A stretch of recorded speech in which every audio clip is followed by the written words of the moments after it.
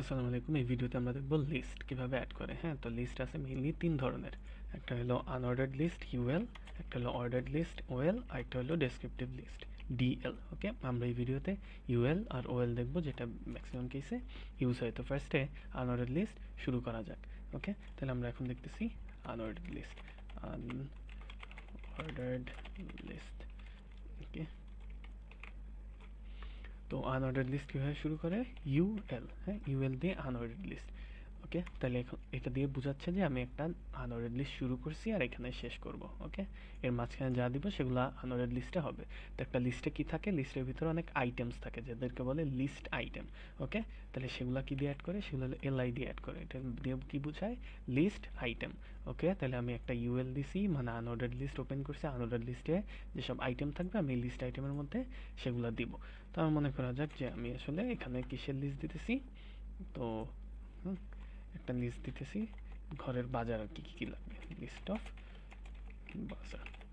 আচ্ছা, তাহলে আমি ফার্স্ট দিলাম হলো আমার ভেজিটেবলস লাগবে।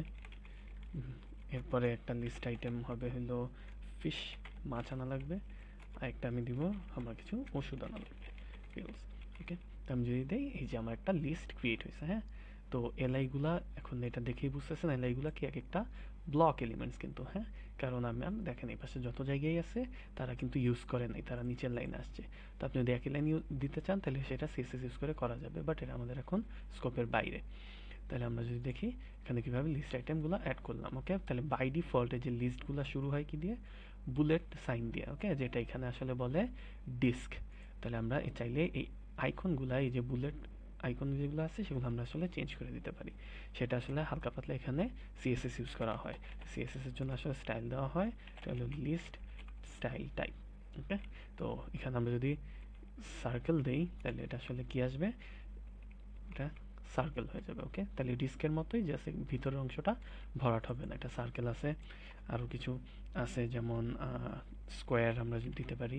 স্কোয়ার আছে, তো স্কোয়ার দিলেই যে একটা চারকোনা বক্স হবে, বক্সের মতো। আমরা যদি নান দেই তাহলে আসলে পাশে কিছুই থাকবে না, জাস্ট একটা লিস্ট হবে। ওকে, আর আনঅর্ডার্ড মানে কি সেটা তো আমরা জানি। আনঅর্ডার্ড মানে এটা জাস্ট কোনো অর্ডার নাই, নর্মালি জাস্ট আইটেম অ্যাড করা হয়েছে। আর অর্ডারগুলো তো 1 2 3 সেটা তো আমরা বুঝি। ওকে, তো এটা হলো আনঅর্ডার্ড লিস্ট।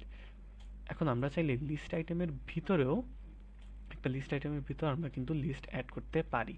তখন সেটা হলো একটা লিস্টের ভিতরে লিস্ট, যেটাকে বলে নেস্টেড লিস্ট।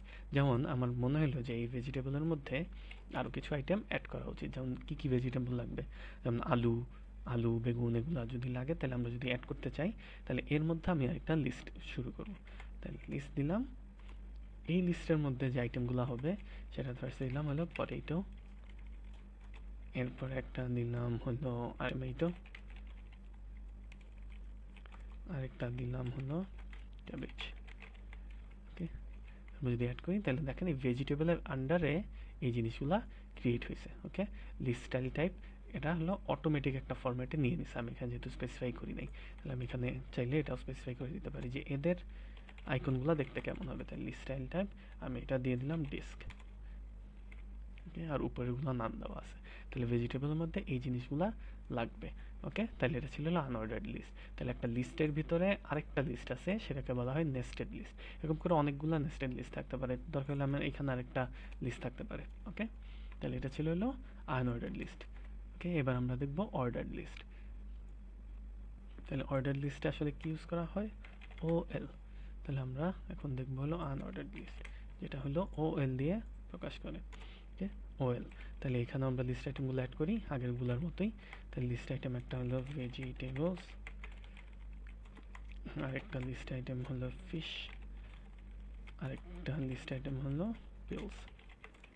তো এবার যদি দেখেন অর্ডার, অর্ডার মানে কি? তাদের একটা অর্ডার করা থাকবে। তো জেনারেলি আপনি যদি কিছু না দেন তাহলে বাই ডিফল্ট 1 2 3 দিয়ে অর্ডার করবে। আমি চাইলে 1 2 3 এগুলোরে চেঞ্জও করে দিতে পারি।